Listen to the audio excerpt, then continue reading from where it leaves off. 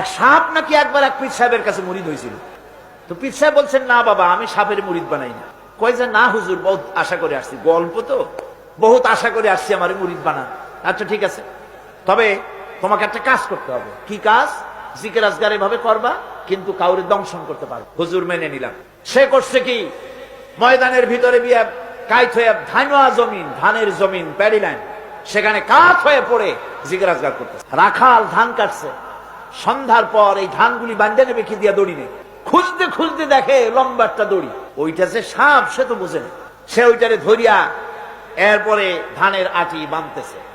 সাপে তো খুব মহারাগ, সাপ তো আর যেই সেই সাপ না, মারাত্মক সাপ। সাপ বলতেছে, আরে বাবা, তুই আমারে দড়ি মনে করলি, আমি তোর কেমন দড়ি, মুরিদ না হইলে টার পাওয়া দিতাম। বান্দার কারণে সাপের ঘাড়ে মুচকে গেছে, ঘাড়ে খুব ব্যথা লাগছে। বাড়ি নিয়ে যখন দড়িটারে ফালাই, মাথা কোন রকম কাজ করিয়া বহু কষ্ট করে পীর সাহেবের বাড়ি গিয়ে হাজির। বলছে, হুজুর জিকির শিখাইলেন, আমার তো ঘাড় মুচকে গেছে। সহ্য কথা, জিকির আজগারে মানুষের মানে কারো ঘাড় তো মস্কাবার কথা না, তোমার ঘাড় মস্কাইলো কেন? পুরা ঘটনা সে শোনাই। আচ্ছা, তা তুমি কিছু করলা না? কয়, হুজুর আপনি তো নিষেধ করেছেন দংশন করতে। পীর সাহেব বলছেন, বেটা বেকুব, আমি তোমারে দংশন করতে নিষেধ করেছি, ফস করতে তো নিষেধ করি নাই।